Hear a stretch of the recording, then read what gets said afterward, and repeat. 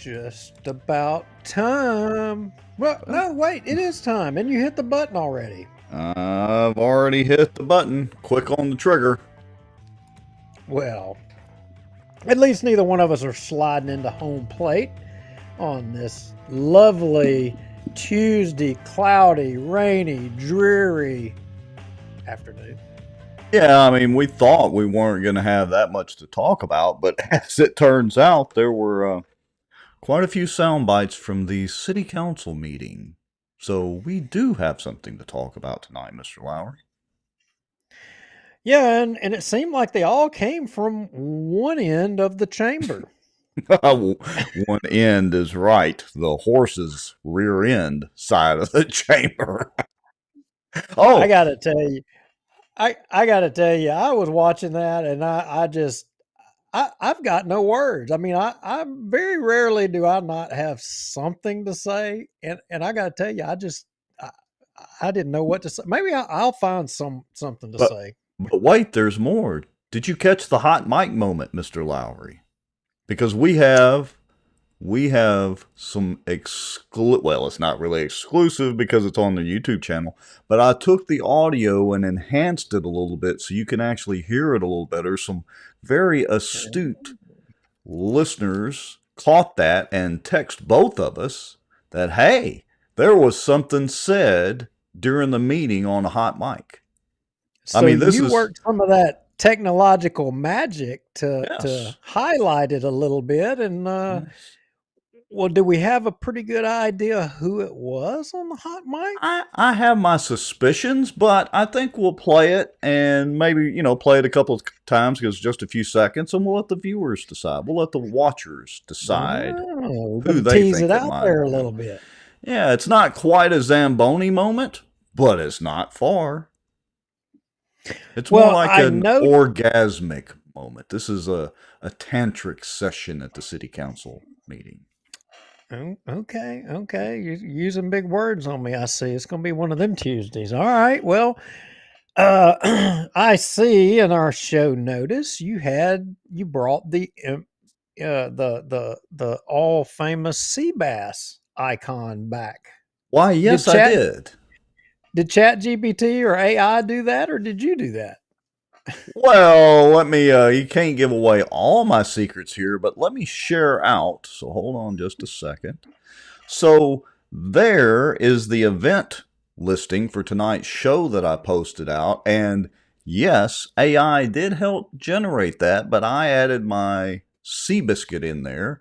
And notice we've got an Air Force pilot, fighter pilot, being rejected and told no and not by, looks like some politicians, and one of them looks like Adam Seabass. Well, I'm dying to talk about that subject matter. I don't know. I mean, is this a replay of the old school board system being against the Air Force Base and the all that? I mean, is that where we're going here? It's I like don't know. childish teenage drama. We're going to mention a connection to bullying and, well, let's say some local news. Also, we talked for a few minutes, and I've got a video that Facebook reminded me of on the Red River, and, it is rising, and lots of folks have had a lot of rain around. Oh, and we've got a teaser video with some exclusive footage that we have that we'll talk about, and how I say it like I have a mouse in my pocket, Oh how yeah, you yeah, were able to yeah. get that, Mr. Lowry, and Oh we're going to build this into a series of shows across Louisiana Watch, and we'll share it out on Bossier Watch as well. well, it is. I would say it's kind of like real journalism is what I would Hey, akin it to. I mean, and look, it's almost. us. I mean, we're a team. We work together. You do the tech magic, and I go get down in the weeds. I mean, Rex, I got to tell you, doing this part of it, I, I was actually cased while I was doing this by someone I don't know, I'm only speculating, but they were casing me. They were videoing me, Really? researching this. And I can't, I wonder if they were cartel or what they were. I don't know. Maybe they were, maybe they weren't. You know, your wife is already not happy with you for broadcasting y'all's home address a few shows back. She's really not going to be happy if she happens to hear about these potential cartel issues. So everybody be quiet. We don't want to let Kara know. Well, I will tell you, anybody that tries to take up following up on that house address, they're not going to be happy with what meets them. That's all I know. Don't go into a gunfight without a gun. Yeah, Fifth Ops is on site. Anyway, Red River Rising and Louisiana Watch teaser. See there, you're teasing me. Oh, that's that's our little video. So yeah, all right. Well, let's go ahead and let's do the countdown, folks. We've got about 30-something people watching. I just put in the comments that you want to make sure and grab your popcorn tonight. Howdy, Fox. I can't. I'm sorry. I'm sorry, folks. Apparently, I'm not typing well tonight. But you make sure, or you may want to go ahead and make sure to grab some popcorn, tag a friend, let folks know we have an oh God moment. We have that stiff drink thing. Y'all might need to back off a little bit. Y'all might be going to need that stiff drink tonight, because what you're going to hear, I don't know. I know a lot of you, and I think your response is probably going to be the same as mine. Your mouth's going to hit the floor. You're not going to believe this. Let's just say it is a Queen David moment again. So we've got plenty to talk about. We'll be back 2.5 minutes or so. Y'all get ready. Tag everybody, text everybody, all that kind of good stuff. We'll be right back.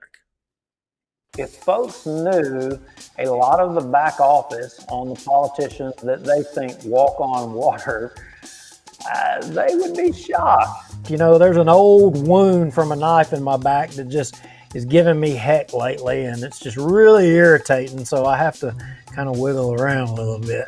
Well, I've not heard my name in stable or Baton Rouge in stable in the same sentence in a long time. I titled it A Shot Across the Bow of the Good Old Boys. Just, you know, they feel helpless, they don't feel heard, they have nowhere to turn. Some Republicans as well believe that government has the answers. And let me tell y'all something. I don't know anything government does well. Nothing. And aren't there laws that say that you have public meetings so that the public can have accountability of their elected officials? They're making a little bit of progress, but I would definitely have to give the race to Caddo Parish right now. Yeah. I don't know. Is there anybody from Plain Dealing watching, you think? As a member of the media, I'm very concerned about what I've just heard. Did you or did you not requisition money to fight against this or for it? We hired a lobbyist, and it cost us $15,000. We were opposed to HB 630. So for this week, folks, the cockroach of the week, according to Bossier Watch and Duke Lowry and Rex Moncrief, is Raymond Cruz legislative assistant, Allie Feaster Smith. Thank you, Allie.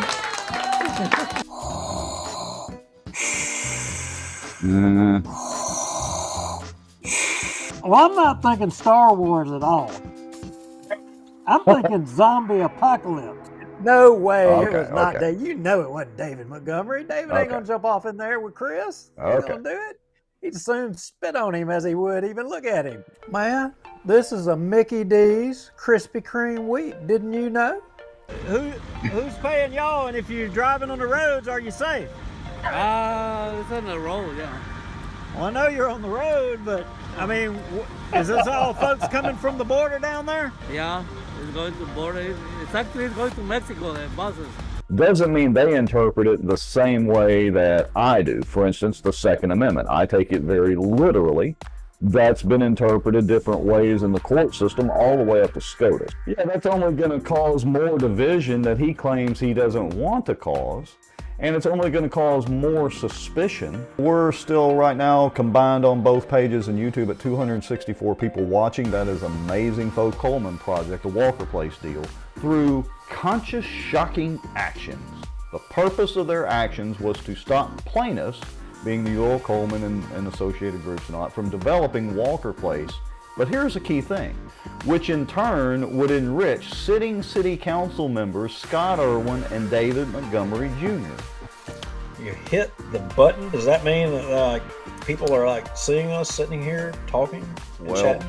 In theory, it's an every week thing. We got to double check and make sure it's like a miracle any of this actually works. This live broadcast is brought to you by the Outdoor News, fishing and outdoors for our area. Acadiana Mortgage, over 25 years in the mortgage business. Pelican Training and Consulting. Reach out to Julie Ferris. Smarter Geek, making technology easier. And folks sharing information and watching out. Now, grab your popcorn and a drink. Here we go. And here we are. So, I know, listening to that intro thing. Mm-hmm. So, remember when I found the bus, with the Mexican drivers and busloads of Mexicans in the Walmart parking lot, and went up asking him, he said, "Are you safe on the road?" Yeah, safe on the road. And, where are you coming from? Mexico.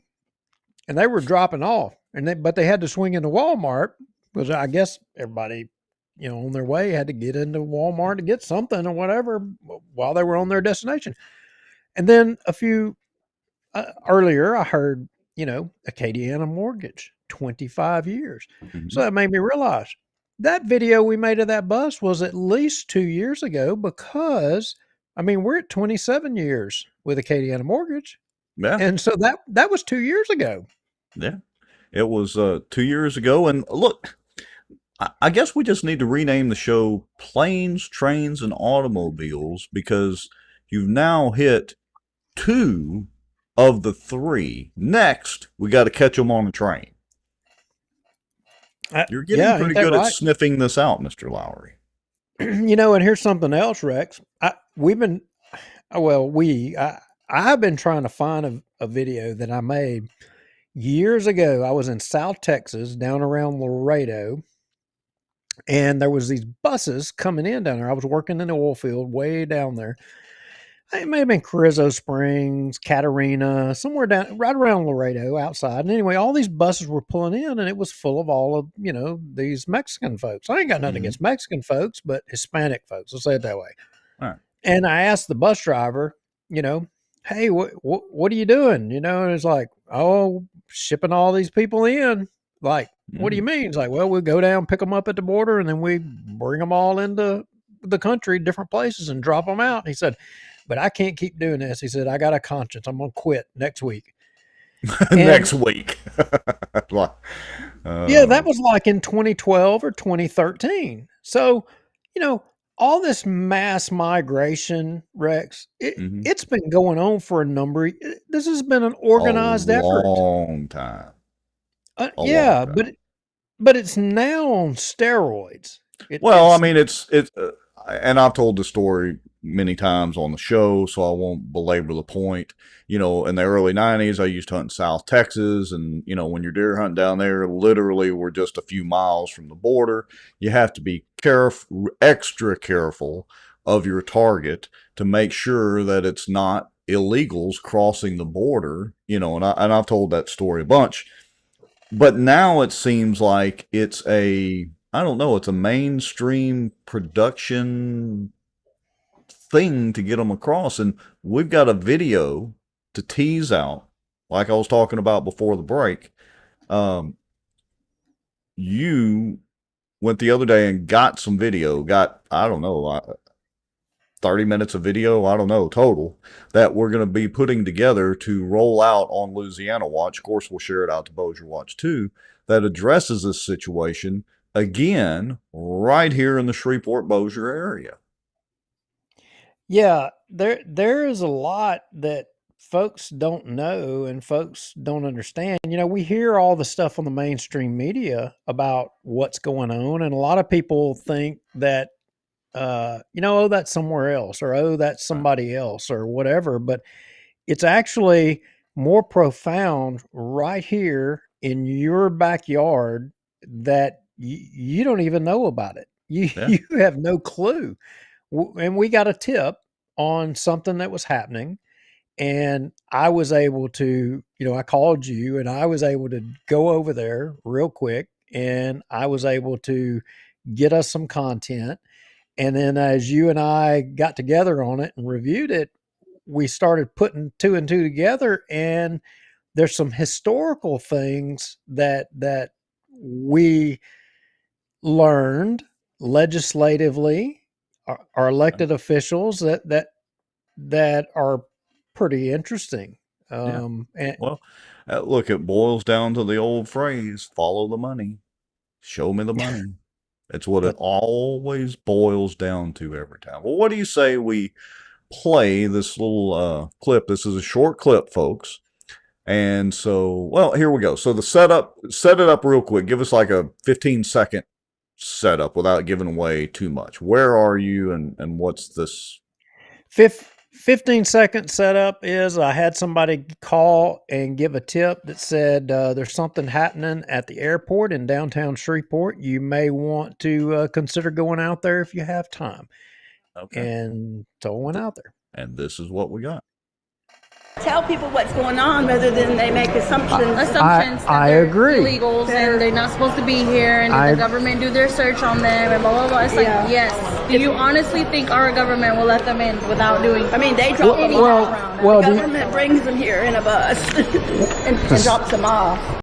Did y'all catch that last part? Let me replay that last part right here.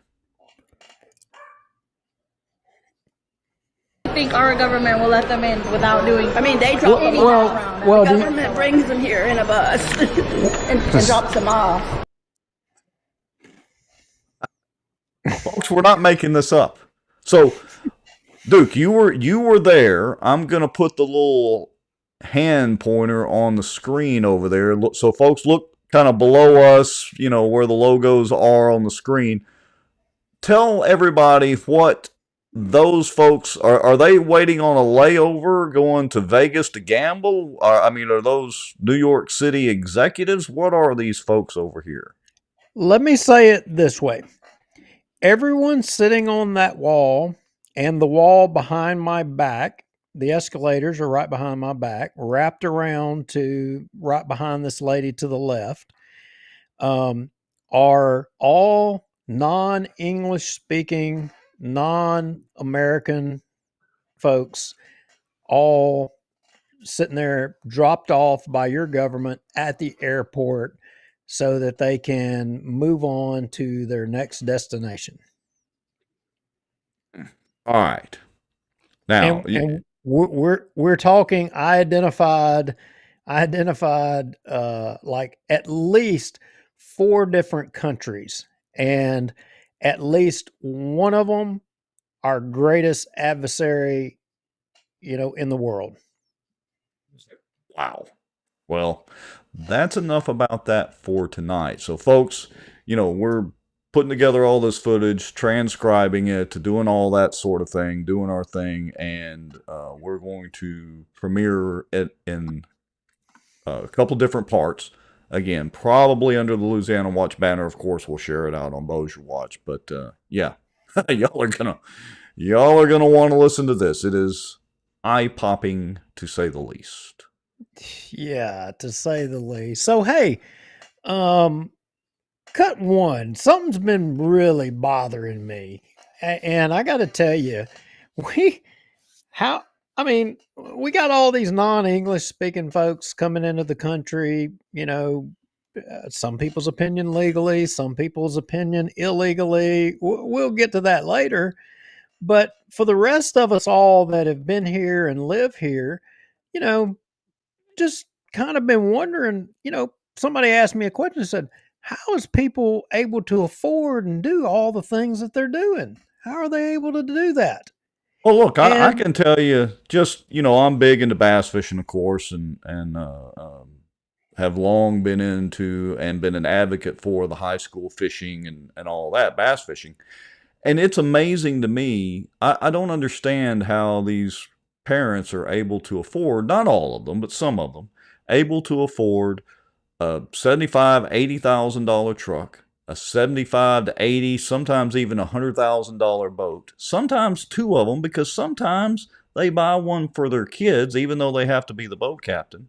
Plus, you know that their wife's got a vehicle, and and they're living in a nice house. And I don't get into the class warfare thing, but I'm sitting here going, what kind of debt do these people have, or what kind of money tree do they have in their backyard? I'm with you, man. I think I have the answer for you, and this chart right here shows it. And if you look close at that chart and that red line, Yeah. what I'm going to tell you is that red line is not savings. That's not an increase in savings accounts.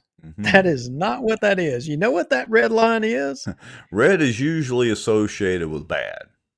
That is debt. That is a credit card. That is what people are living off of. That is how people are surviving.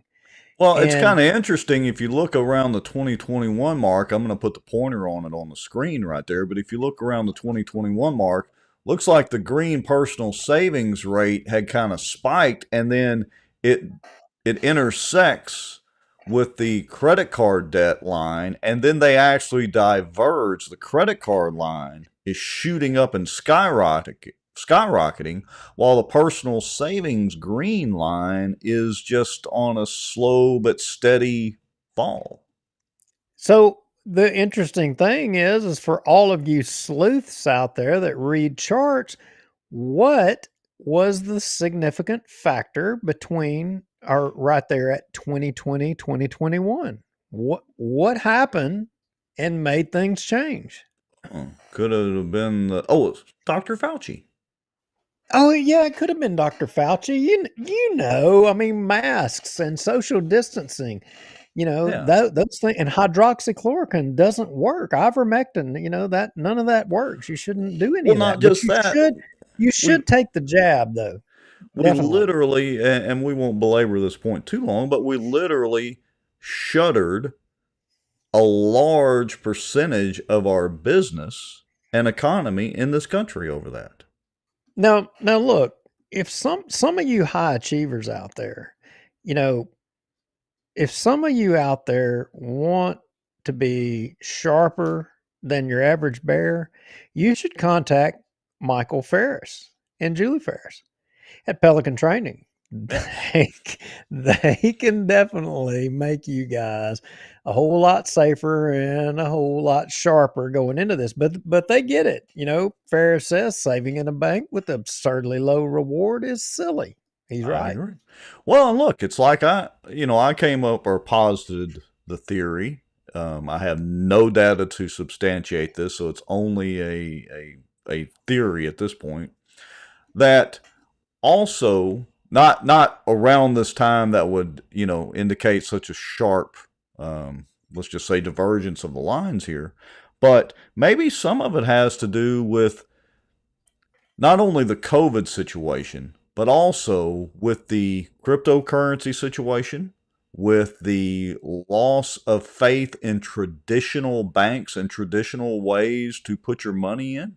A lot of people are using digital wallets that aren't necessarily associated with a real bank. Now, that doesn't necessarily explain the credit card debt going up. But anyway, so there's a little bit of a theory to throw out there. Well, here's what I think, and here's my 2 cents. I am, no better than a Rhodes Scholar of Stupidville, but here's what I think. What I think is that during the Trump years, you had, goods and services prices were down, people's incomes were up. They had a little bit of extra money. You had COVID. They were able to stick a little bit of money back. They were saving it. You had a change in administration, a change in the government. They realized that, hey, all you small potatoes out there, y'all are doing just a little bit too good, and we need to set y'all back. So they drove inflation up, and all that little bit of extra you had, you paupers, you can't save enough money. You can't put enough money back to offset the inflation. You can't make enough. We're going to increase the price of goods and services so much so that you're going to have to borrow to hold your head above water. And that's where we're at now, guys. That very well may be true. And, by no means are we any kind of financial gurus, nor giving, here's the disclaimer part, we're not giving financial advice. However, let us know what you think. I mean, what's caused the credit card debt change to spike up around 2021, while the personal savings rate is kind of pretty much falling slowly but surely off a cliff?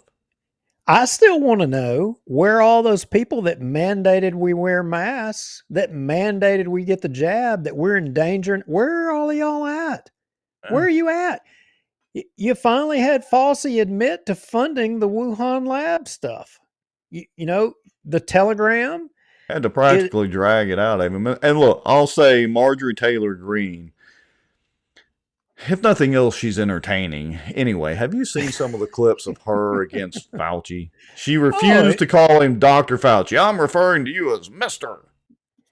Yeah, I mean, and she told him, like, you need to be in prison, you need to be in jail, and I agree with her. He does. She is absolute soap opera, Jerry Springer, all of that mixed together at the same time, but definitely entertaining. All right. I think she could take you. Probably so. She's tough. She just starts throwing stuff out there. All right. What are we going to next? And folks, if you haven't noticed, I don't think either one of us are actually looking at our notes tonight. We're just, wait, what does that coffee mug say? It says thermostat police. Oh, yeah. I gave up on that a long time ago. Well, I put it on, well, I'm not going to say how I did it, but I have it electronically controlled, and only one person in the house has control of it. And you know who it is? You're looking at him.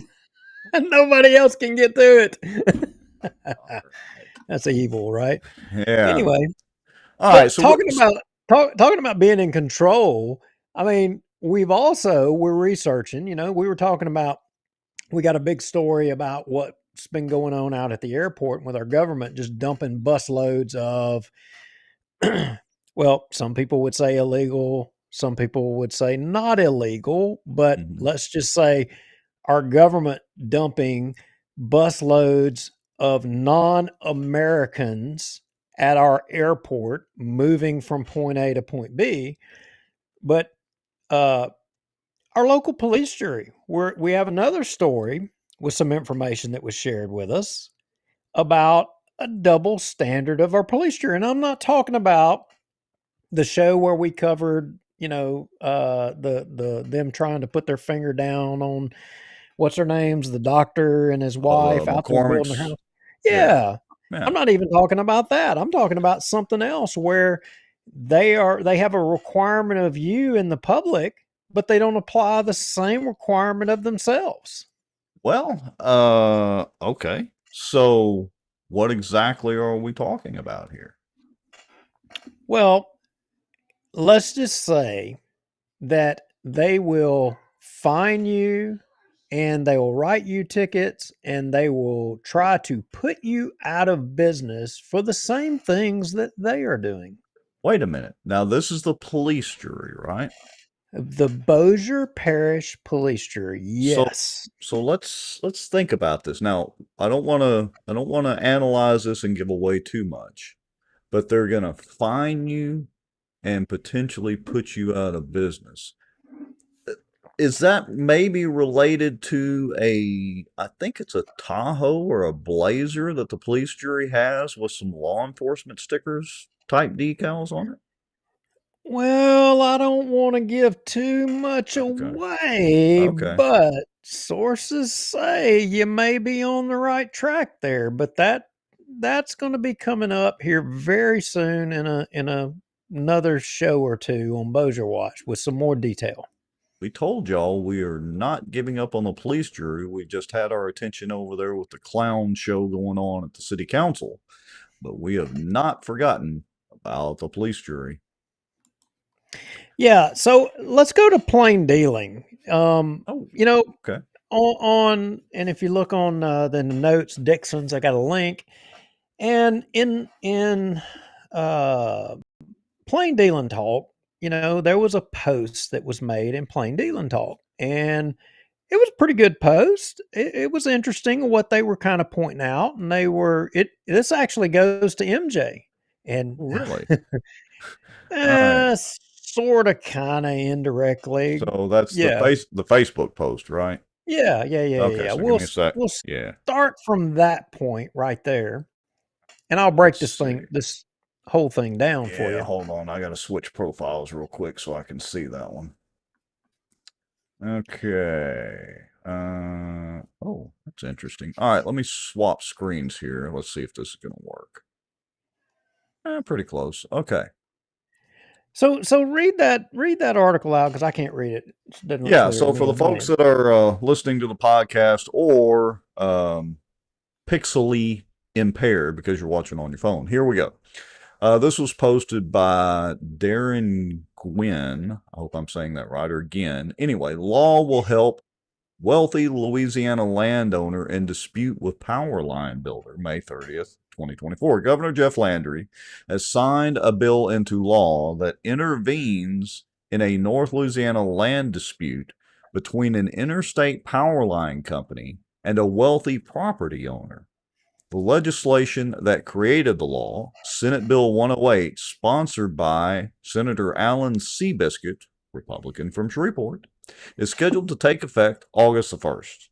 The law is tailored in ways that would effectively prohibit a single business from exercising its expropriation rights, which allow governments and utilities to force the sale of private land for public use.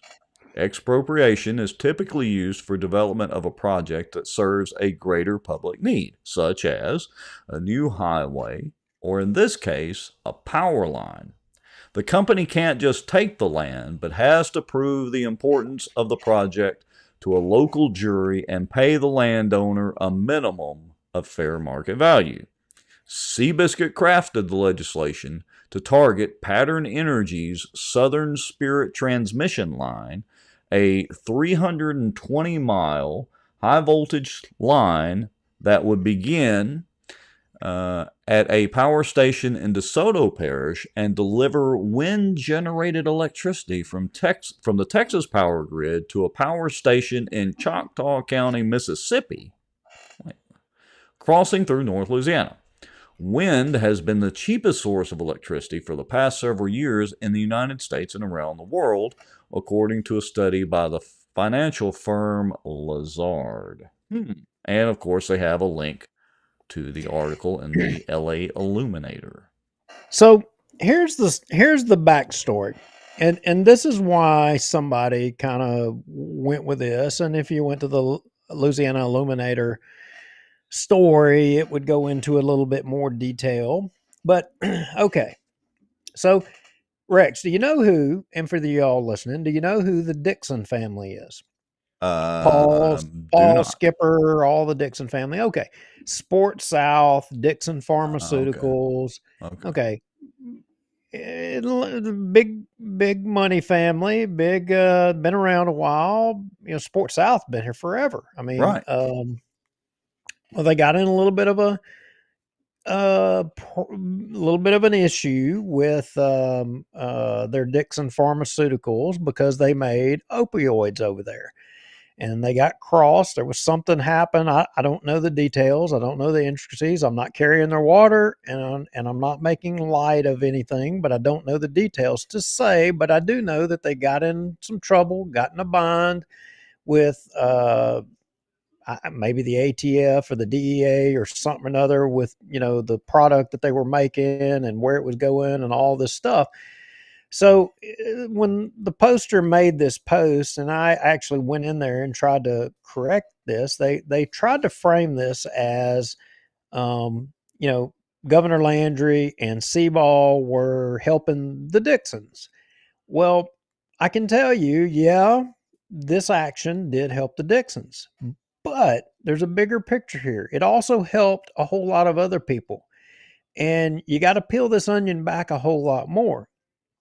So what you have happening here, and let me frame it this way. What you have happening here, and I think we may have even talked about this in a previous show, because some people may or may not know that I was on a transition committee, and in that transition committee, there were a lot of issues. The part that I was on, we discussed, forestry, agriculture, all those type things.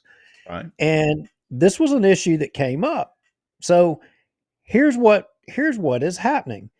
The government gives these subsidies, as I understand it, to states for the consumption of energy. And if so much of a percent is by renewable source, they get this much of a discount or this much federal dollars or blah, blah, blah, blah, blah. So what you have happening is you have Mississippi, Alabama, you have states like that that don't really have, they don't have no, wind turbines, they don't have no solar, they don't have that crap. So they got to find some. Well, we don't really have any in Louisiana. I mean, we're getting a few in here, but we're conservative Republicans. We don't believe in, well, I'm not going to say all of us. I mean, we've got some liberal friends in here. I mean, and I'm sorry, I don't subscribe to the climate change global, warming agenda. I don't subscribe to all that crap. But if you do, hey, whatever floats your boat. But a lot of states, that doesn't matter. They want that government kickback, but they got to find a source of that energy provided. Well, guess what? Texas has done a buttload of it, all up there in the Panhandle. They've done a whole lot of it. Oklahoma. So, but they've got to get that power from there to Mississippi. So what do? That company comes to Louisiana and says, piss on you, Louisiana. We're not going to give you anything. We're going to expropriate your property all the way across the whole state, whether you like it or not, because we can, so that Mississippi can get, their government check for renewable energy source. Now, I mean, Jeff Sadow's chiming in, so maybe he's correcting us. So he's always on his game. So Jeff says the practical impact would be to inhibit wind power transmission. P.S. Wind is not the cheapest when you remove the tax subsidies and use more accurate pricing methods than level cost estimate. Exactly. Yep. So Jeff's on the same page with me. But here you have this energy company coming in and expropriating property from the western state line all the way across, cleaning a swath to the eastern state line to get down there to Mississippi. Right. So it's not, as the article paints it, that Jeff Landry and Alan Seaball are just throwing the Dixons a favor. That's not the way it is, because there's a whole hell of a lot more people that own property than just the Dixons that they're going to be taking land from. So you're saying I have to go back and correct my Seabiscuit comment and actually call him Representative Seaball? Well, look, I am wearing my Seabiscuit hat tonight, given by a good friend of mine that's down there in the Capitol, working. Anyway, I'm wearing my Seabiscuit hat, because Seabiscuit carrying this bill. I mean, he was probably asked to carry this bill by the Dixons, and I'll give credit. Skipper Dixon was on top of this. Skipper Dixon was on that transition committee with me, and I remember Skipper Dixon raising this issue, and it's a serious issue that affects a lot of people, not just him. In this case, this particular power company, it was affecting him. I could see why it would have been of interest to him, but it affects a whole lot of other people. And so to frame this as it being a political favor or it being whatever, no, this was the right thing. Regardless of whether we like Skipper Dixon or whether we like Alan Seaball or not, or however we feel. I mean, look, we don't make no bones about how we feel about people. We say it all the time. Skipper Dixon was Walk on Water's finance chair. I mean, so there's that. But if the legislation, the bill, and the action is right and in the best interests of people, it don't make a crap who does it. And good job here. This was right. Yeah. Well, I had no idea. And going back to the conversation about Louisiana and wind power, and it looks like Mississippi too, because it sounds to me like Mississippi's, just playing the game where they don't have to build all the wind turbines and all that. They can buy the wind turbine generated electricity to get I hate to say kickbacks from the federal government, but that's basically what it is, right? Yeah, and Jeff said I was dead on the mark. Look, I can tell you, go to Casper, Wyoming, go to the runway, fly in there, and as you're flying in, you may see it, but if you don't see it as you're flying into their airport there, take a rental car, go to the north end of the runway, and look at the fields of wind blades. Look at the fields of them there. It's look, staggering. I think part of the problem is, and it's not that I have anything against using wind turbines to help generate electricity. It's not that. It's this whole thing of, oh my gosh, we got to do this, or the planet's going to explode in the next couple of weeks type thing that really bothers me. I'm all for using wind turbines to generate it if hydroelectric's not there, and coal-fired is not feasible in a particular area or whatever. But I think from Louisiana and Mississippi's standpoint, you know what the biggest problem probably is, or the biggest hindrance to going to wind power is? The pine trees. So let me give you an example. My wife had never been to Louisiana. So we're driving from Oklahoma. And in Oklahoma, their trees are what we would call shrubs. Yeah. They ain't got trees. So we came in through the hills, taking the scenic route, and she was looking and almost, like stretching her neck up going, how big are those trees? And I'm like, oh, well, those are just our normal size pine trees around here. So I think the biggest problem we have in wind turbine technology, and taking away the, the stupidness of the government subsidies and all that, we got too many dang trees, and then not enough fields and not enough wind like the panhandle of Texas and Oklahoma does. I lived in Oklahoma for a couple of years. The wind never stops blowing in the state of Oklahoma. That's right. It does stop blowing here, and it gets hot and stagnant and humid. But up there, I don't think in the couple of years I lived in Oklahoma, it ever quit blowing. Yeah, that's right. I mean, but here's the thing. If they want to send all this power from over there to Mississippi, they just need to freaking send it through the transmission lines to SWEPCO, and then let SWEPCO send it down their lines over there. Yeah. They don't need to freaking go expropriating all this property, and tearing up people's lives. And I mean, that's ridiculous. And I mean, look, and I looked up this company. I did a little bit more research. I mean, and they are buried in the leftist, diversity, equity, inclusion, and using all the buzzwords. I mean, my gosh, it's like they had somebody from Washington, D.C. write all this gibberish. I mean, they just use AI now. It's easy. Yeah, probably so. Probably all so. right. Barry Butler says acres of solar panels just north of DFW Airport. And look, I'm all for, solar too, where it's feasible, not necessarily subsidized. And again, not that we must switch to solar and wind power or the planet's going to explode in a few weeks. I mean, peak oil theory, I was taught that back in grade school. That has never happened. As a matter of fact, we've done an about face on peak oil, but that's a whole other conversation. Okay. And you all need to be wearing your mask and social distancing, and you damn well better go get the jab. You all better go get it, or else if you don't do it, we're going to all die because of you. Yeah. Okay. Remember that?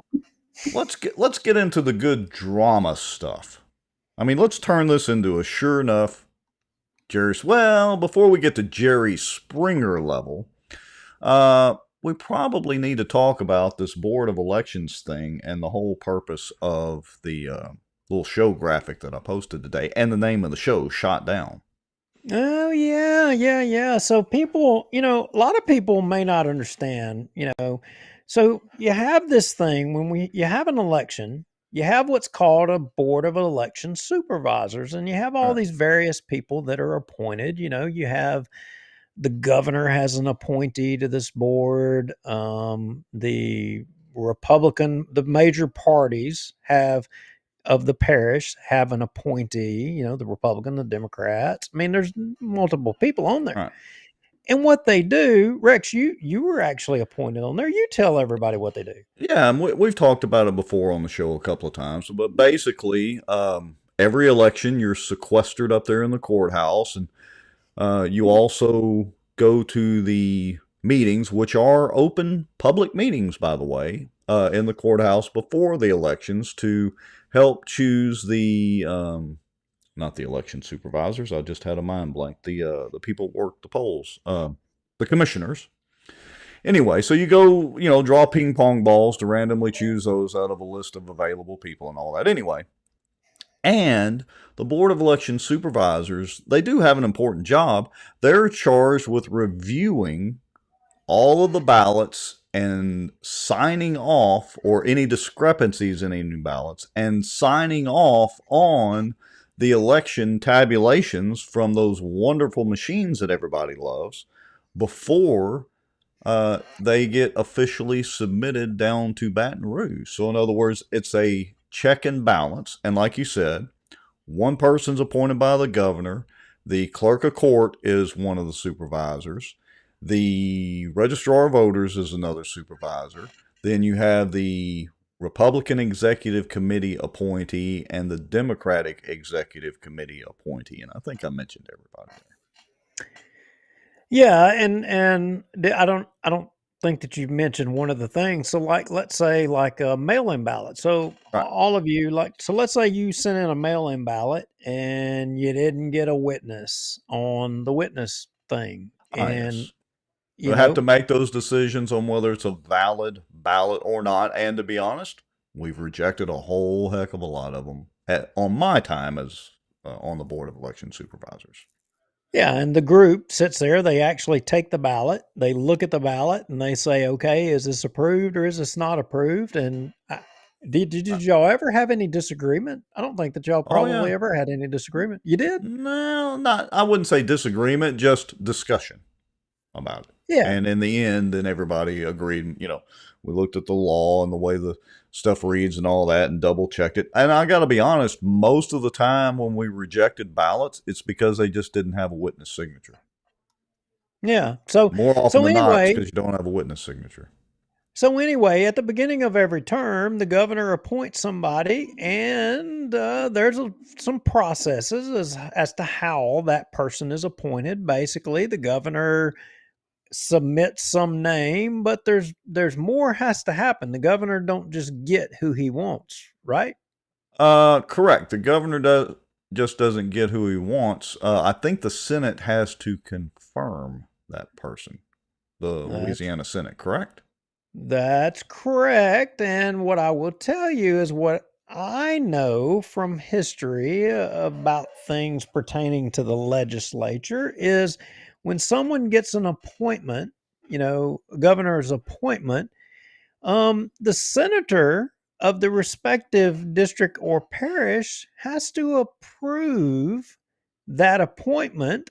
And if they don't approve it, the Senate rejects that appointment. I wonder how many times in the history of our state, or in the history of the Board of Election Supervisors, I wonder how many times the Senate has rejected a nominee. That would be an interesting stat to know. I wonder if Mr. Sadow could look that up for us, and we could talk about it on a future show. Well, I don't know about if there's ever been a case in Bossier that it has happened, but what I would say is it has happened now that the governor has made an appointment to the Board of Election Supervisors in a retired Air Force. I think he was a colonel. Anyway, Air Force fighter pilot, former police juryman, Bossier Parish Republican Executive Committee member, an upstanding guy. I can't He's pretty say much enough. a straight shooter. Straight shooter.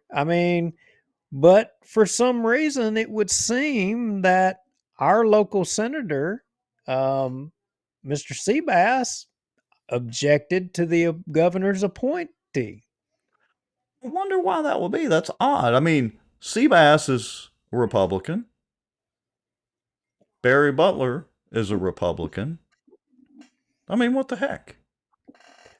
Well, Do we know if there was any reason given for this? Well, here's the thing. Honestly, I really don't know if Seabass objected to it, but that's got to be the reason. There's no other explanation really out there. Well, could it be one of those things he was supposed to bring it up on an agenda and maybe he didn't do that or something? I mean, let's I'm going to pull up the letter here. So here we go. Yeah. Says, this is from Cameron Henry, President of the Senate, dated June 4th. At least they acknowledged his rank. That was respectful. Captain Barry Bell Butler. Yes. Okay. And so that answers our question earlier. He's a captain, not a colonel or whatever. And correct us in the comments if you want to, Barry.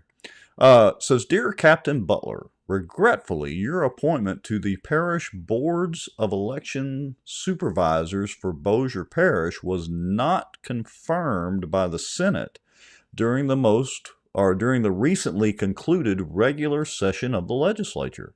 Louisiana Constitution Article 4, Section 5H provides that this confirmation is necessary in order for you to continue serving. Therefore, your interim appointment to this board expired on June the 3rd, 2024 at 6 p.m. If you have any questions, don't hesitate to contact me. Maybe we need to contact Cameron Henry down there and say, what the hell happened? What do you think if you just call him? He can tell you what happened and why they did. Do you think that's as easy as that? We probably could reach out to our local Senator Seabass. I mean, that would be a good idea. Why don't we could just call him and he could tell us whether he did it or whether they just didn't get around to it, or maybe they just forgot. Maybe he forgot to file whatever paperwork he has to file as a state senator. I don't know. I'm trying to give him the benefit of the doubt. Surely that's what it was. Surely. Well, and look, it should be public record because this is a public appointment made by a public official. I mean, they're not employees or anything in the state. They do get paid a per diem, but that's like $50 or whatever. Oh, well, let's just file a public information request then. Yeah, but we have to be careful of one thing. Let me pull this screenshot up. Well, I got word that Senate Rule 1617 says penalties for violating the confidence of the Louisiana Senate. Any senator, officer, or clerk of the Senate. They got plenty of confidence. I don't know if you can violate their. Why would you do that? They're confident, all right. That's a whole other conversation. But anyway, who discloses the secret of confidential business? How the hell is an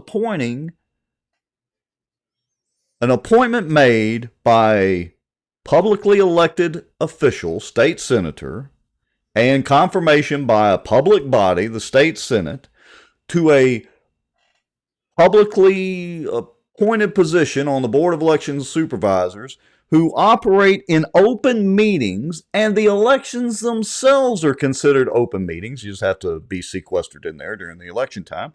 How can any of that be confidential business? I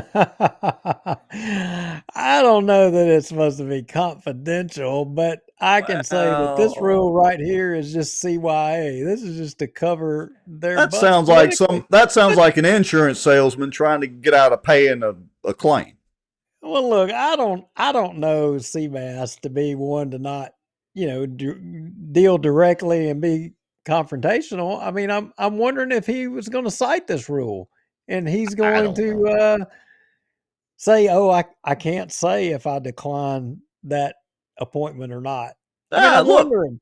I mean, maybe he didn't. Again, maybe he forgot to file whatever paperwork he needed to file with the Senate to make sure the appointment got on the agenda. I don't know. I'm trying to give him the benefit of the doubt. But if he has any problems with Barry Butler or whatever, he should just own up to it and say it. I mean, grow a pair, Adam. Well, I agree. He should just own it, and maybe he should have just called him and said, "Hey, look, I'm going to object to and here's the reason why." But I got to tell you, I think this is stupid. I think it was a stupid move. It was a sounds like stupid high move. school crap.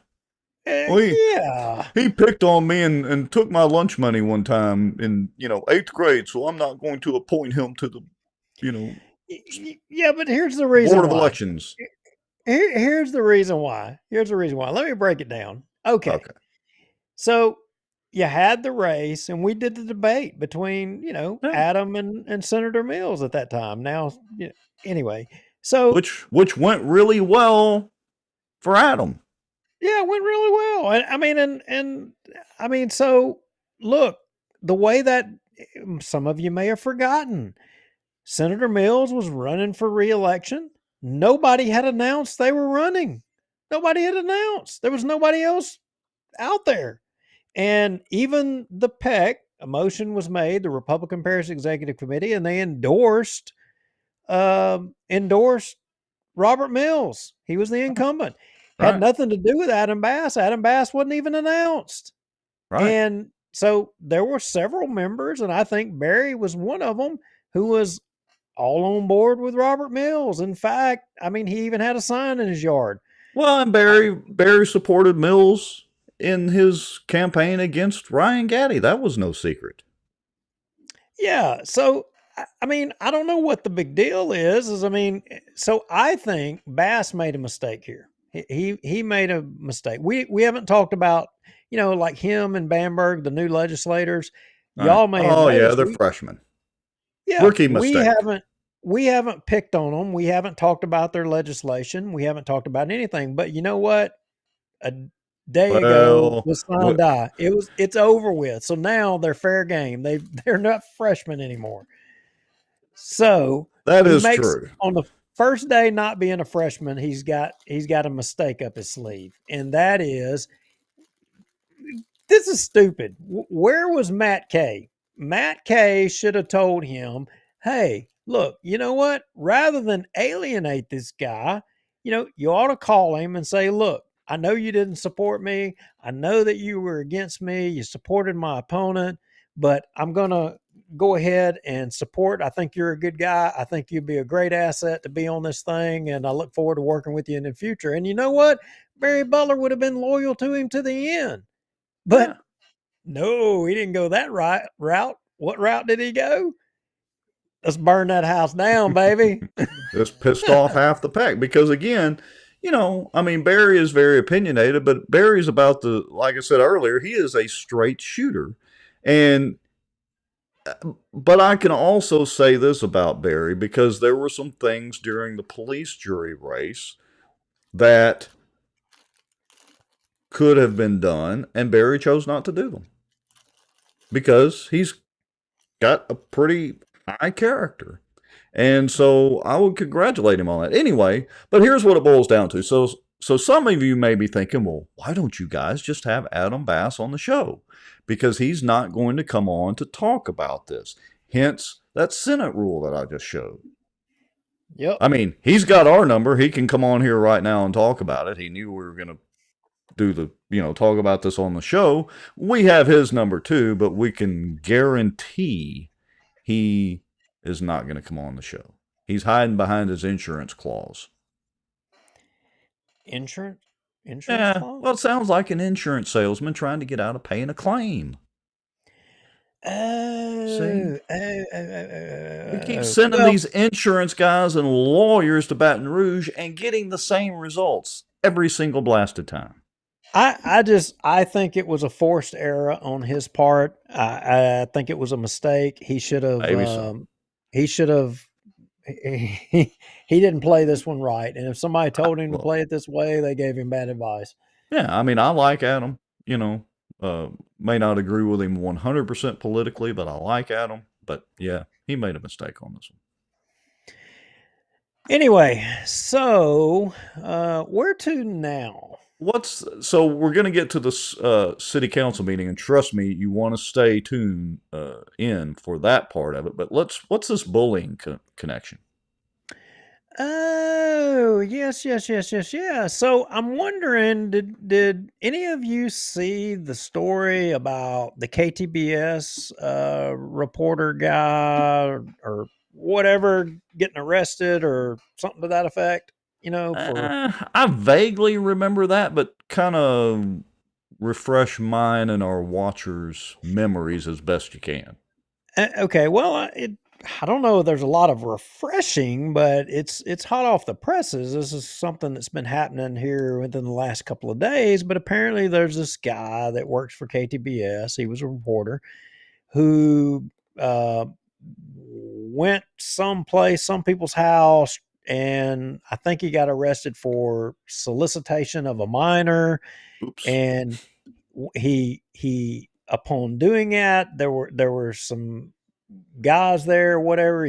They beat him up or something or other. He goes back to the police station or to the KTBS apparently, and states something or says something that he got beat up or something, some story to that effect. He got beat up. It wasn't that got beat up because he was soliciting a minor, but he got beat up just because he got jumped or something to that effect. So then ultimately the police determined that wasn't what happened, that he just got jumped and beat up, but that he was actually trying to do something nefarious, and he got arrested. He summarily got fired from KTBS, supposedly after they learned.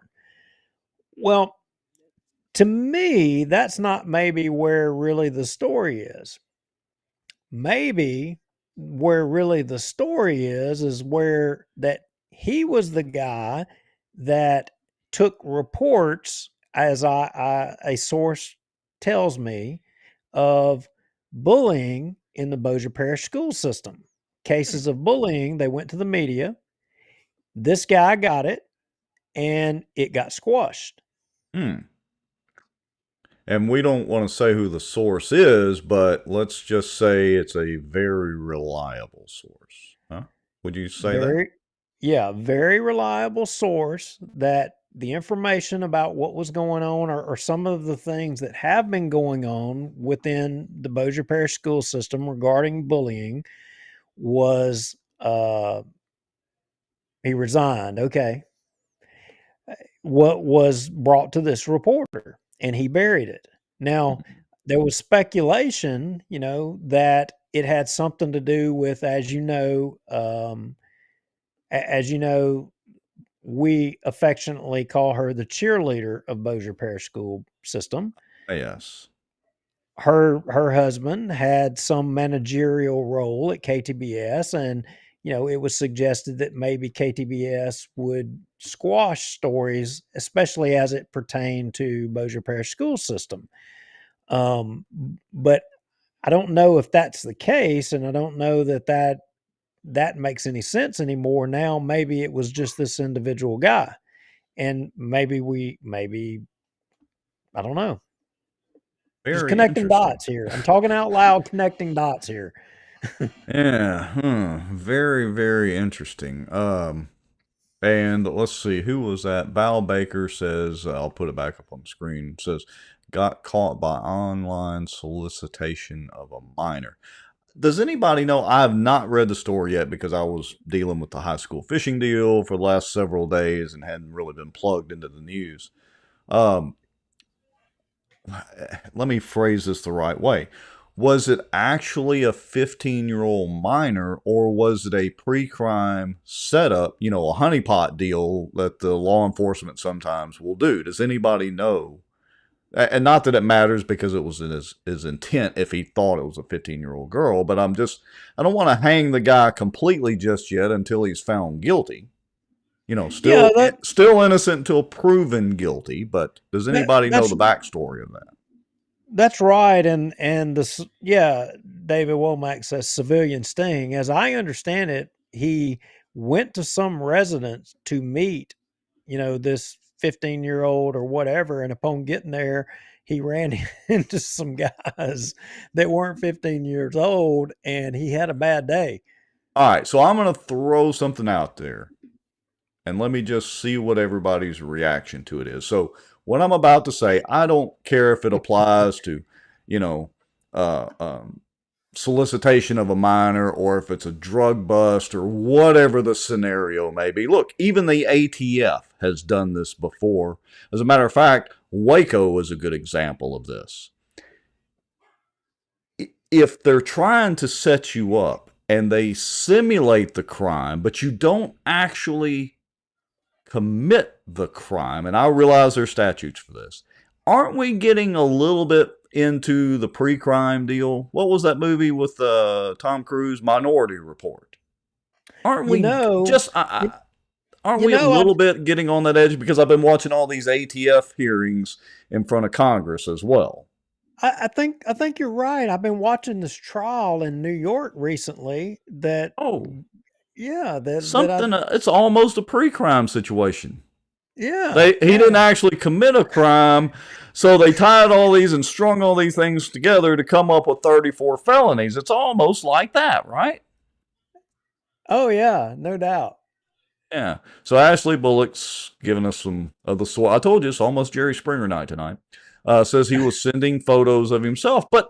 And I get it, Ashley. Trust me, I am not trying to defend child pedophiles and child predators by any stretch of the means. I'm not trying to do that. But I'm just saying, was he actually sending them, or was it a bunch of dudes on the other end that had to be watching and getting those pictures?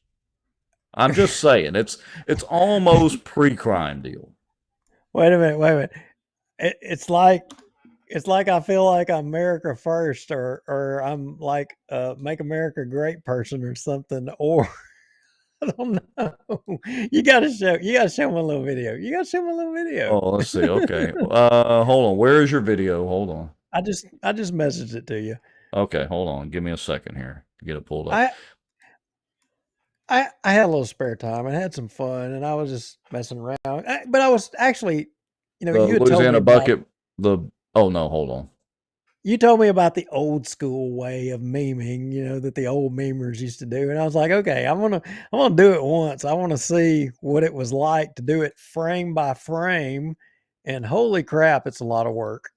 Okay, hold on just a second here. It's going to take me a second to get this dragged out. And again, folks, while I'm trying to get this video downloaded, I don't want you to think that I'm advocating, for this guy that he's some great guy. I'm not. He's probably guilty of sin. I'm just saying we're trying not to set a double standard here. And it always bothers me, again, whether it's ATF type stuff, potential drug bust, some simple marijuana bust, anything like that, it's almost to the point of pre-crime. So, Ashley says, if he wasn't guilty, I would think he wouldn't have resigned. I'm pretty sure they probably forced him to resign. So, again, I don't know the guy. I'm not defending him. Don't take it that way, but I'm just saying. Okay. Well, if he responded to somebody saying they were 15 years old and he shows up at somebody's house expecting to hook up with a 15-year-old, he's probably guilty of sin. And he gets a beat down from some non-15-year-olds. I'm just curious, who on here has sympathy for him? I have none. Not me. No. All right. So here we go with this video. You ready? Yeah, go ahead. Right. Why are the FBI jumping in the ocean, in the sea? What the hell? Oh. Well, see, I see an error with my video.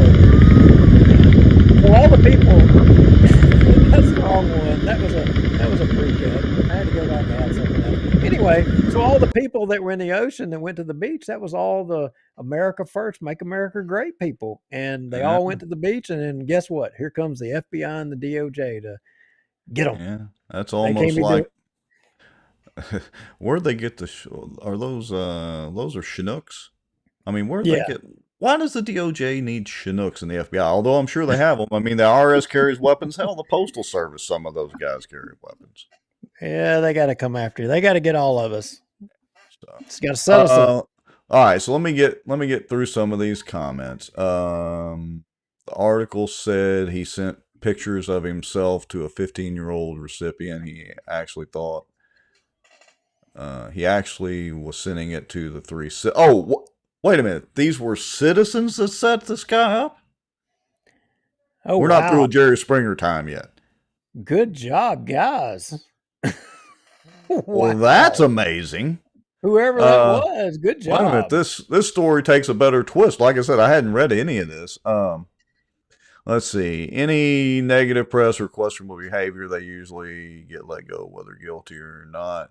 He yelled, "I've got a wife and kids," allegedly running back to his car. Ashley Bullock says yes. So these were vigilantes, online vigilantes. Val Baker said, yeah, they did arrest him. Okay, so civilian sting. Okay. I read that comment the wrong way earlier, Mr. Womack. And Paul Black, maybe he was into getting dudes. Yeah, hey, whatever. Wow. Man, good job to those guys. I love it. All right, wait. I got to think, though, where's the political tie into all this? Well, the FBI and DOJ would say those guys are bad guys. They're bad citizens. Oh, yeah, for taking them upon themselves. Okay. All right. Mike Paul Johnson Black would just give them a raise for going after these guys. All right. So let's get to the other part of the Jerry Springer episode or edition of this show, segment of this show. Okay. The oh God moment. Oh God. Are you serious? Are we going to Bossier City? I thought Bossier City was through doing stupid stuff. They didn't have any more money to spend. Let me change the spelling so neither one of us gets struck by lightning. The oh God moment. Look, I watched this video and I got to tell you, I had no words. I could not believe the words coming out of his mouth. I could not believe it. Ashley Bullock says, do we have to talk about David Montgomery? As if talking about online solicitation of minors was not gross enough. Yes, we're going to top that by talking about David Montgomery. I mean, you thought the online solicitation of minors was bad. Y'all are not going to believe what he had the gall to say. Y'all's jaws are about to hit the floor. And I want to see what everybody says about this. When they take this in totality, Rex, I wonder if their response is going to be like mine. I was speechless. I cannot believe that he had the gall to say everything he was saying. Oh, it's crazy. All right, so let me click a couple of buttons here. Let's see. Where's my little magic button? That, and click that. All right, and if I click this. All right, so let's go ahead and go through this. Paul Black, long live the Queen. No kidding. That's Queen David to us. Yes. All right. So I want to start with this. We're going to start kind of at about the 9-minute mark. So Phyllis, I want to play this one. Phyllis was reading an ordinance about a cooperative endeavor type agreement with the parish. And this is kind of important. And then we'll get into the Jerry Springer part. Introduce an ordinance authorizing Mayor Thomas H. Chandler to enter into the attached amended local services agreement with the parish of Bossier and to execute any documents in furtherance thereof. First reading. So moved. All right, so they're entering into a cooperative agreement with the parish. This is the city and the parish, okay?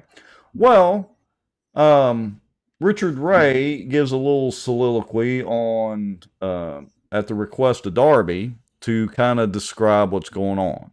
It's my understanding that this agreement is executed every year that documents the projects that the city and the parish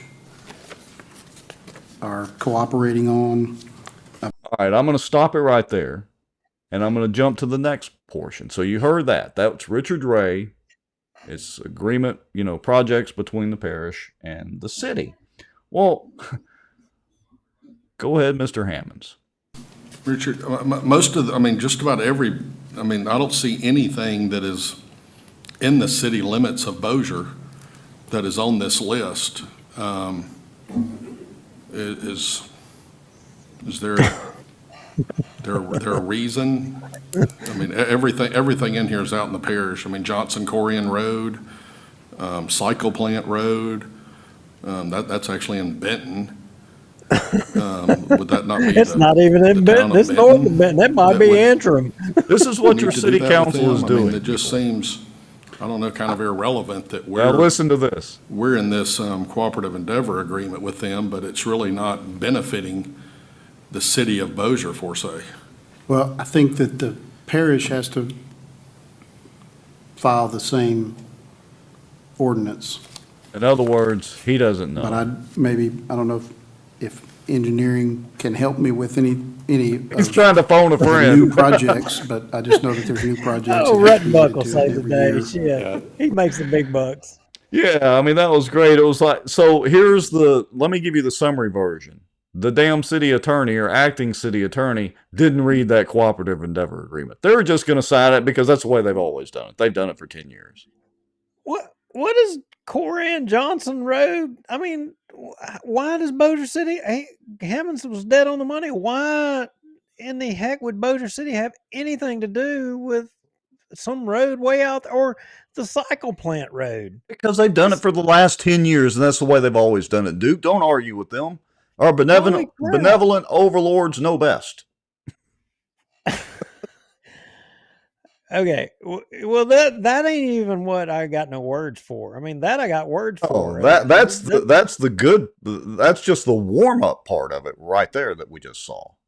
Okay, well let's get to the full course meal here. Yeah, so here is Phyllis reading the ordinance for this cooperative endeavor agreement between the city of Bossier City, Shreveport, and the port. Authorizing Mayor Thomas H. Chandler to execute the attached joint cooperative endeavor agreement with the city of Shreveport and the Caddo-Bossier Parish's Port Commission. First reading. Okay, so you heard that, right? It's a CA between the city of Bossier, the Port Authority, and the city of Shreveport. All right, now, and it's concerning this water line. Yeah, is this just a continuance of what they've already done, just renewing it? Well, it's not really renewing it per se. I think they got up and explained that it's the way that they're going to proceed if some emergency happens with this new water line, that they're tying in, that we've talked about on a couple of shows. Okay? Okay. All right. So they go through all this. Well, they asked for comments. So I want y'all to listen carefully to this. So this is as Colonel Crockett is beginning to walk up to the stand. Y'all hear it? Let me back it up again. Hold on. Wait a minute, what? Here we go. Listen. First by Councilman Smith, second by Councilman Williams. Comments from the audience? All right, listen. Right there. It's almost like, I see dead people. David Crockett, 653. Y'all want to hear it a little better? Well, I know who it wasn't. I know it wasn't Vince Maggio. I was looking at him. He was putting a bottle of water to his mouth. We know it wasn't Tommy because, Tommy would have bumbled it. So I took that audio. That audio right there that we just played is straight from the YouTube video. So I downloaded the video, boosted the audio. So listen up. Comments from the audience?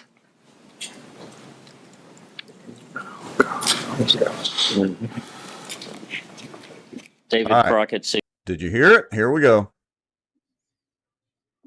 Wasn't Darby.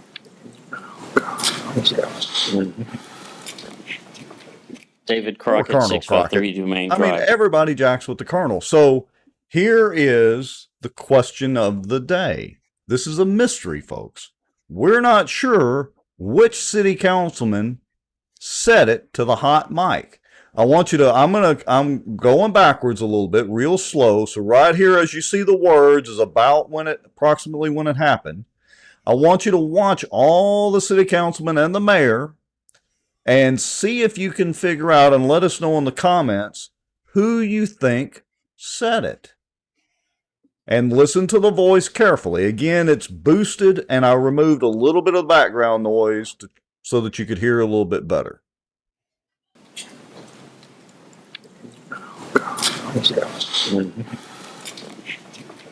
David Crockett, 653 Dumaine Drive, Bossier City, Louisiana.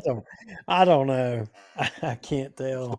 So who does everybody think it was? And we're going to post this video. I'll post this little clip on the Bossier Watch Facebook page after the show.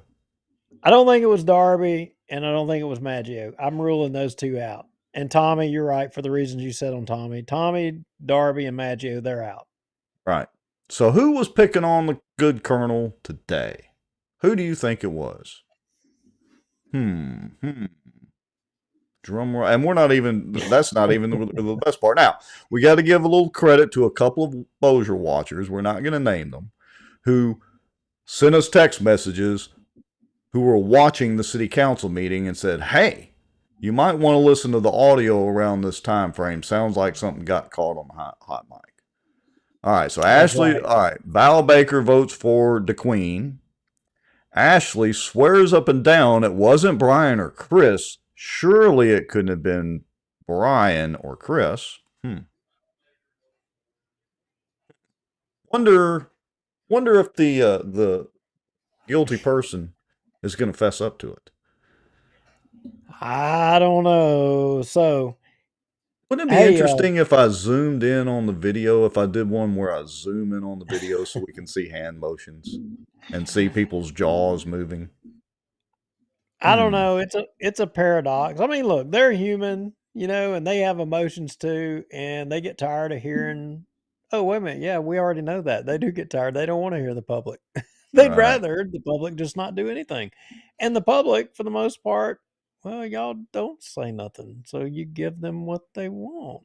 I had a text message vote for Jeff Free. I'm not going to say who voted, but we did have a vote for Jeff Free. All right. So let's watch Jeff here. It's right about there when it happens. He did look up. I gotta say, hey, that's a likely candidate. Might have been.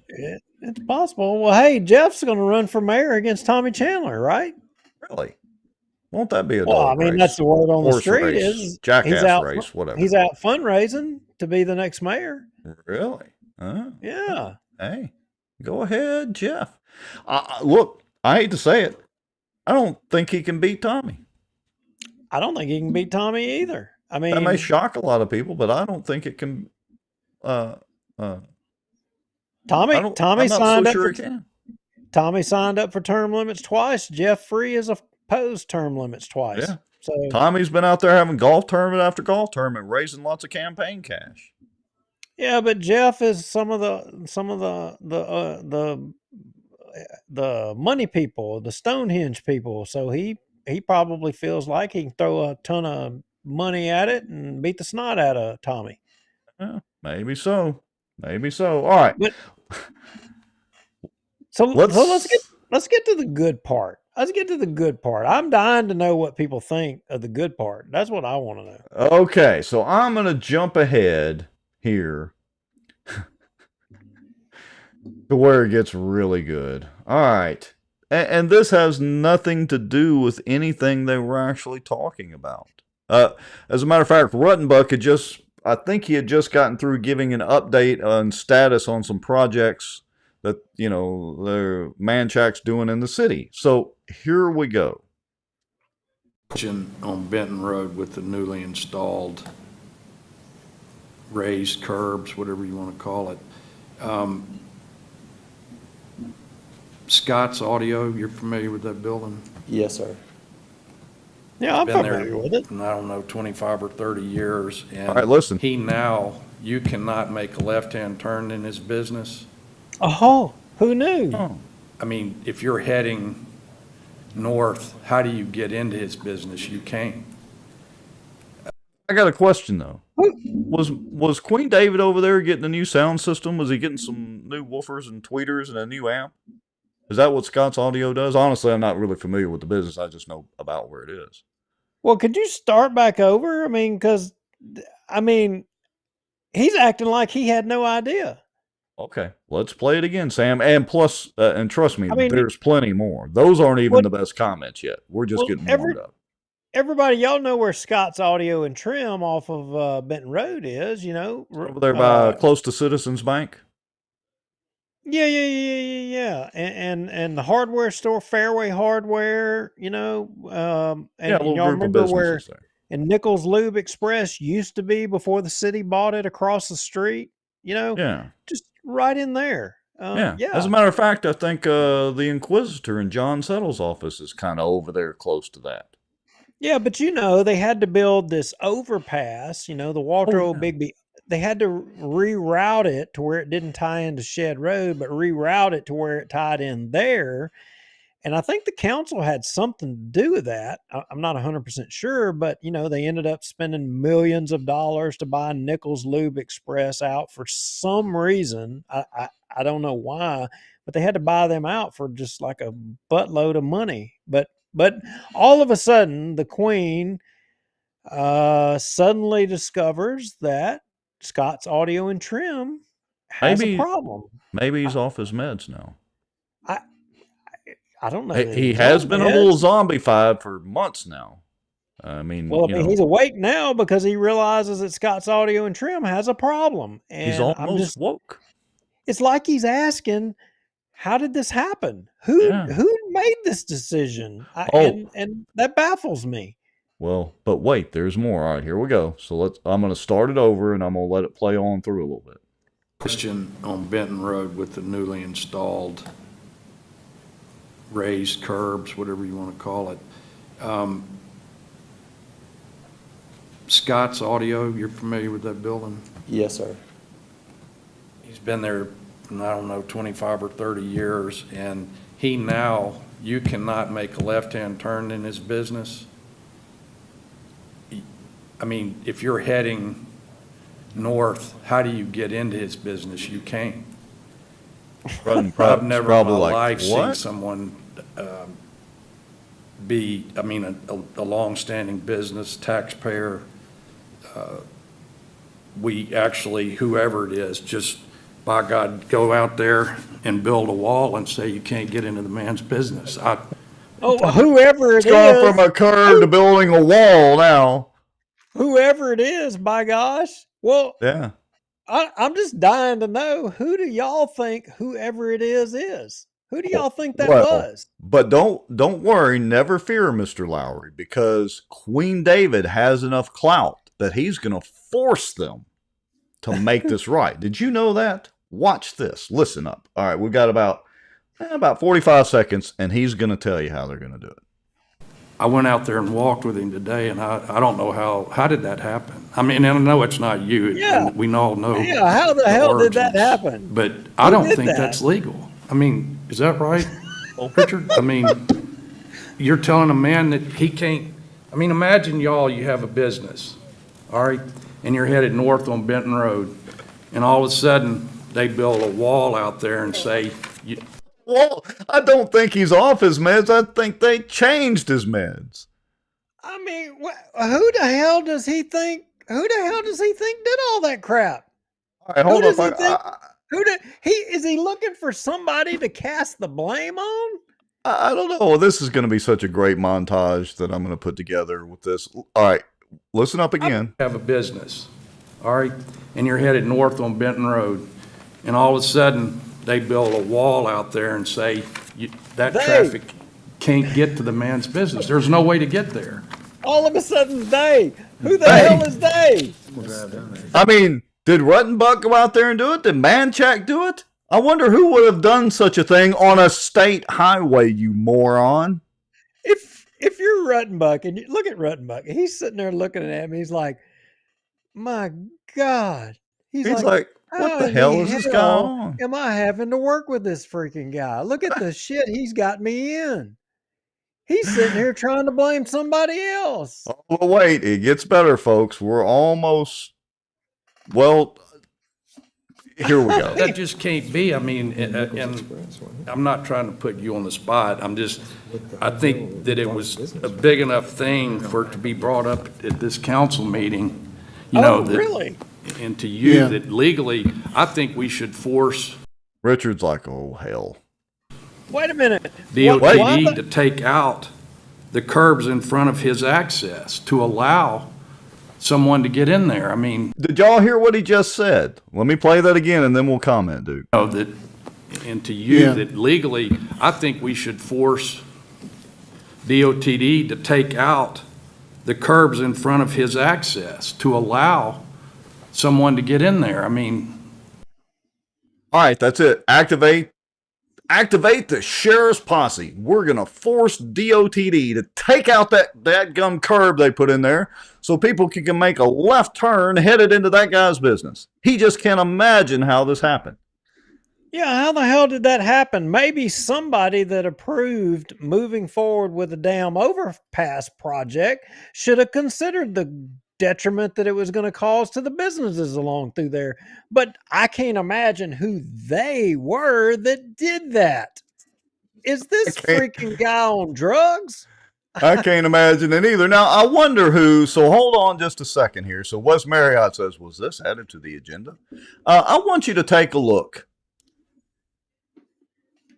Who is he texting right there? Is he texting Jacob saying, hurry up and get your ass in here? Please come back from your medical leave? I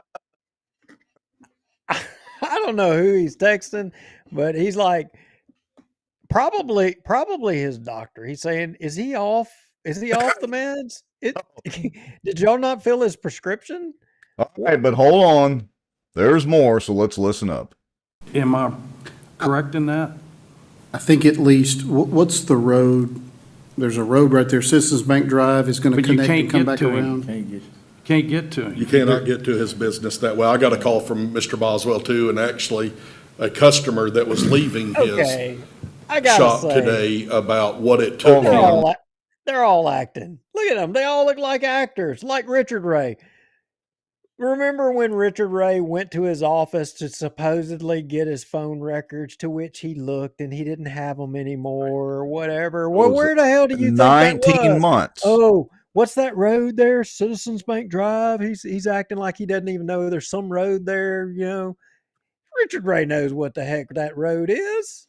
Yeah, let's see. That is a state highway. That would be correct. Knock a hole in the wall. In the wall, you know, it's now not a curb, it's a wall. Knock a hole in the wall. Southbound Benton Road traffic will be stopped at the new red light anyway. Let's see. Wes Marriott says, same thing happened to intersection of Barksdale and Jimmy Davis when improvements were made to the intersection. You can't turn left heading north into the Circle K. That is a very good point. That Circle K pays millions more in taxes than Scott's Audio. Is King David going to advocate for them too? Well, I'm wondering about the traffic he's going to shut down on the Shed Road crossing. You know, yeah. What about the extra accidents just turning in off of there? I mean, he's shutting business and the traffic down there. Is he ready to take care of them as well too? They need to do a study. Maybe. Wait, I've got the solution. Damn it, Duke. They need to put another roundabout in there. Problem solved. And then they can put another monument. A companion monument. The other monument, the other tower of tax dollars, as Cheatham labeled it, is getting lonely. They could put another roundabout right there and put another tower of tax dollars. How about that? Is it going to be a monument of Manchac We Trust, or is it going to be a monument of King David? They will not do this to another business in Bossier. Oh, but wait, there's more, because he really cares about all these Bossier businesses. Hold on. Let's let him tell us. To get into that business now that the raised curb is there. Well, you got to go down and make a U-turn at Green Acres Office Park. That's the only way. Or if you're heading north, if I'm right, and you take a left on Citizens Bank, won't it come back around? It's going to connect, won't it? It's not going to connect? It connects to Green Acres Office Park. Right. But there's no connection to Scott's Audio. That's a vacant. No, I understand. I'm just saying that it's not a perfect solution. That's what I guess you're calling a U-turn. You got to go back around there and get back on Benton Road and then go back in. Okay. And signal business. You got to go north. I mean, I talk with my hands, but this is getting beyond the pale. Okay, so is the Queen's long-term plan here to make Citizens Bank Drive that he has his office and property on loop around the Benton Road right there? Is that what he's trying to do? Wait, did I hear you correctly? Is King David's office, does it just so happen to be located there as well? Oh, why, yes. Along with John Settle, him and John Settle right beside each other. Hooties, you know. Who would have thought? Who would have thought? So is it plausible that the king is trying to, or the queen in this case, is trying to, help himself by helping Scott's audio? Surely not. I mean, it sure seems like it's a whole lot of he acting. sure has a whole lot of sympathy. This is the most sympathy or empathy I've heard that man-child ever have in all the city council meetings. I mean, and look at Ruttenbuck standing there. Look at the what the look on hell? his face. I don't care, whatever. Y'all got the money. I just write me a check. It's all good. Hey, I can fix anything you want. In his best Matthew McConaughey voice, I can fix anything you need. All right, here we go. To Green Acres Office Park and turn in there and come back out and then head south. Yeah. And even when Citizens Bank Drive is done, you've got the area and then you got the pump station, right? He's almost like the sign language person. I mean, literally the man is landlocked to northbound He's traffic. landlocked. And then, quite honestly, I don't know how people, like when they're leaving, they have to go south. And they can't make a U-turn at the light. So then, I guess eventually they would go down Citizens Bank Drive and then come back out at Green Acres Office Park. But I mean, I think, I just believe that there has to be a solution to that man's problem. Okay. So now y'all see the long-term plan. I'm repeating myself, but it was his whole long-term plan has been to make Green Acres Office, or to make Citizens Bank Drive tied in to Green Acres Office Plaza, make the road on there. So you just spent how many millions on an overpass so that he could build that through there? Yeah. I mean, that. But wait a minute. It's not just his business, Duke. Hold on. Listen to his statement coming right up. Important enough to let him know that we care about every business in this city.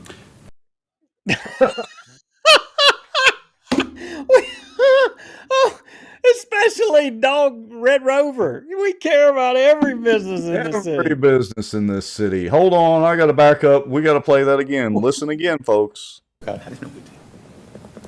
And again, I'm repeating myself, but it was important enough to let him know that we care about every business in this city. Oh my gosh. And again, I'm repeating myself, but it was important enough to let him know that we care about every business in this city. And I'm speechless. We thought it was going to be a dull city council meeting. Every time we say that, it is not. All of y'all watching, I mean, what do y'all make of that? What's the solution? I usually have something to say, and I don't know what Queen David wants to go to war and force the DOTD to do something. He wants to go out there and basically do a citizens advocacy group or whatever and take the curb out. But it's not a curb now. It's actually a wall now. Just knock the wall out. Or my solution is put a roundabout in there and another statue.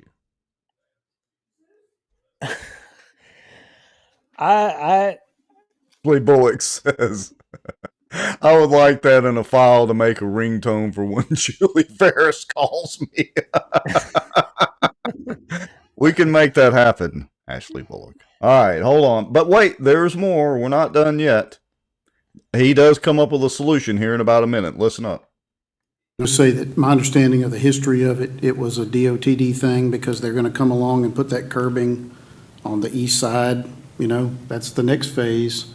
And that was part of, but DOTD, it's my understanding DOTD. We knew that. Required it. Yeah, but they required that raised median as well, didn't they, as part of the project? Yeah, yes, To sir. get the curb cut. I never remember in all the years that we've been working on this, them saying that they were going to block a man's business from northbound traffic. They targeted that audio business specifically. The same median that's preventing people southbound from getting to the businesses on the east side of Highway 3 is. So Ruttenbuck has to be the voice of reason along with Richard Ray. Well, it's the same problem on the other side of the road. Yeah, but here's the difference. The difference is that they paid $3.5 million to buy out the business that was so affected on the east side of the road. But if you're on the west side of the road doing tent, putting, speakers in cars and fixing motorcycles, then you kind of didn't really matter. But now all of a sudden it matters for some reason to the Queen. Ashley Bullock says, let's just tear all the walls down. No more walls. Somehow I hear Pink Floyd playing in the back of my mind. All right, but wait, there's a little more. But I'm still wondering who they are. Who is they that was responsible for making all these decisions? Who is they that steered all this stuff? Who is they that came up with this wonderful idea? The mysterious they. Preventing people. Well, put a sign up saying no left turn. There you go. No left turn. We only make right turns in Bossier. No left turns. Preventing people. Well, put a sign up saying no left turn. One more time. I can't help myself, folks. I'm sorry. East side of Highway 3 is preventing people. That's it. Well, put a sign up saying no left turn. That's it. I don't support term limits no more. We support left turns. No left turns. Yeah. I'm done. I don't support term limits anymore. Yeah. Damn it, Duke. If we get term limits actually enacted, what are we going to substitute Queen David with? How are we going to get our entertainment for each and every Tuesday? I don't know, man. This guy is the gift that just keeps on giving. I mean, I got to tell you, I don't know if there will be as a colorful politician in Bossier politics as this guy ever again. I just don't know. Yeah. All right. So in real business, we did get an update from Amanda on the salary study. Did you know that there is actually an update on the salary study? Would you like to hear I did not. I did not. Yes, let's hear the update. An update on the salary revision, study revisions, if there's any. I don't know if there's any yet. We've not gotten any additional information since the There's your preliminary. We've sent back, got all the department heads to go through and verify the information that was on there to make sure it was accurate and if there was anything that stood out to them so we can give that feedback to them. I expect that we should have some more revised draft later this month. So they have been working. So that's BS political speak for we ain't done crap to move on that. I mean, how long does it take to analyze a salary study? Hint, there's AI. You could put it in ChatGPT and it would crank out in about 20 seconds a summary analysis of your salary study. Yeah, obviously AI has not made it to Bossier City yet. No, it's definitely not artificial intelligence. But look, they know that the cops are taking a beating in Bossier, and they're not going to do anything until the first of the year. That's just the way it is. And why? Because the Queen is not going to allow it. Yeah. He's in charge. He is in charge. In charge like Large Marge. All right, Mr. Lowry. What else shall we talk about? Anything? Oh, did everybody know that the Red River's coming up? Yeah, look, hey, we're currently not as high as we were last week. I mean, everybody's kind of raising awareness about it, and everybody needs to be aware. Historically, in I think the 2015 and before that, when we had the Red River flooding, it was in June. It was right around the same time frame, and last week, for example, I can tell you one of the places that I monitor, it was at 30 feet, and we dropped down to 25 feet 1 week later, which is this week, and it's on the rise now, and we've gotten all of this rain. And there's a lot of rain that's taking place up north. So everybody just kind of pay attention. I don't think they're predicting any flooding, but if we get any more, I mean, look, this is Louisiana. Our weather can change within an hour. That is true. You know, be conscious of it and head on a swivel, I guess you could say. Yeah, so Facebook has actually, it's become an interesting feature to me where it reminds you of posts that you had. So I posted this video back in 2015 when we had the major Red River flood. And if you remember, they were still working on the I-49 interchange with 220. So let's watch a little bit of this video just to refresh everybody's memory. Headed westbound on 220, right there where the I-49 interchange is coming in, where they're doing the construction, and you can see the water flooded, and you can start to see their mats that they were tracking their equipment on that are just floating out in the timber and all of that. And you can see them pushed up against the edge of the tree line where the high line is and all that. Now, they had an aluminum boat out yesterday trying to retrieve some of those, but that wasn't going so well.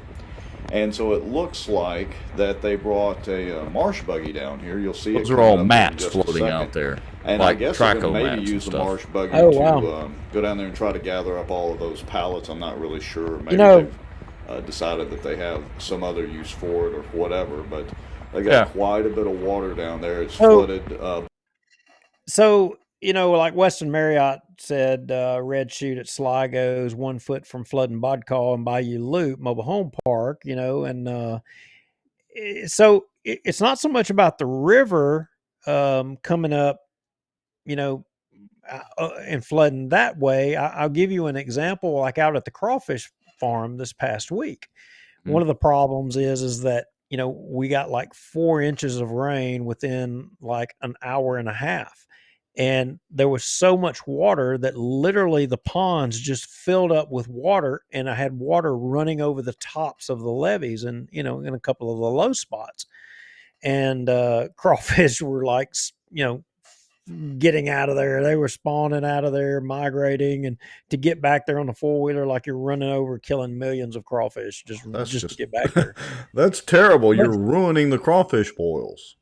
Yeah, but we're getting, you know, we're getting so much rain like right here. I mean, it's not the river, it's just the localized rain is so heavy. And It is, but North Texas and Southern Oklahoma are getting some of this too, and so that may present a challenge. I'm going to play this through again. This is June the 14th or June 4th of 2015. So I'm on 220 headed eastbound coming over the river. Crossing over the Red River on the 220 bridge headed into Bossier City, which of course is headed west. And you can see the flooding taking place, which would be on the south side, or basically the south side of the bridge. And normally this area out here is a cow pasture with cows in it. And there's actually a corral that's usually kind of right around this sign that, of course, is underwater. And there's been a dead cow out there for like 3 days that was in the water, but the water's come up now. I guess it floated away. Gina and the boys were kind of disappointed because, well, they didn't get to see the dead cow. But, again, the river's coming on up, and you can see just to how close remind it actually everybody is to how the edge high of it got in 220. 2015. And so this was late afternoon, June yeah, and I 4th, remember so they if it comes briefly up shut another down foot, maybe 220 a foot right and a there. half, it's going to Yes, be they very did. close to 220 right along here on the Bossier Well, they side. shut down one lane because it did actually creep up onto 220 itself. But you can see right here, look how far And up. here we're driving down the Arthur Teague Parkway, which of course is on the Bossier side, just coming off of Airline Drive. And you can see the Shreveport Barksdale doing a Highway little memory Bridge lane coming up here. Just And about of course 30 the seconds. Bossier Parish Sheriff's Substation, which is, they did some sandbagging, but as you can see, it's pretty much getting flooded. And of course the river is supposed to come on up about another foot from where it is now, so I'm pretty sure there's going to be some flood damage there. And you can see that the boat ramp and all that is completely underwater, as well as the parking lot. All right, so that's enough of memory lane. But just to kind of show y'all and remind everybody just how much water was flowing through there, I want to show you this. This is the spillway at the lock and dam. Yeah, To that see bad that boy the was water up. is almost level on both sides. That's how high the river is. And so you can see how fast the current really is right here as the debris and trash approach the lock and dam to go through the gates. And you can see the big eddy right here swirling. I wanted to go back. So I had somebody message me with a guess on the "Oh God" comment. Oh, really? Hold on. Yes, sir. And I think it's pretty. I think it's a Plausible? it's a plausible, pretty good guess that I don't think anybody has considered. Who would that be? Richard Ray. It could have been. Nobody even considered it was maybe we should do an online poll and give a hat away to whoever. Well, I don't know how we would determine who actually said it though. Somebody'd have to fess up. Yeah, somebody'd have to fess up. But that's a good guess. I don't know. I didn't even consider. I didn't even think about it. Could have been him. Yeah. Well, it could have been. He was off camera. Could have been. He was. He was. All right. Well, if anybody knows who they are, let us know. We're dying to know who they are. The Queen wants to know who that made those decisions. And if anybody knows who on the city council loves God the most, to say his name out in vain, let us know as well. That's all I got, brother. All right, we're out here. Hey, we appreciate all of y'all watching. You know the drill. If you got, something you want to send us, you want it to be pretty anonymous. As a matter of fact, darn right anonymous. Outright anonymous. Go make a free protonmail.com account. Don't put any identifying information at all on it. Send it to bossierwatch at protonmail or bossierwatch@gmail.com. We do take a look at those. If you want to go to the website, go to bossierwatch.com or .org, doesn't matter. You can send us a donation if you feel like being generous and helping us buy some coffee. We will be here every Tuesday night, and I've got some more outdoor news shows coming up that I'm going to do. And we have a series coming up on Louisiana Watch. Don't forget, we'll share it on Bossier Watch over the immigration system and our local Shreveport airport. So there you go. More content coming your way, folks. Good night. Good night.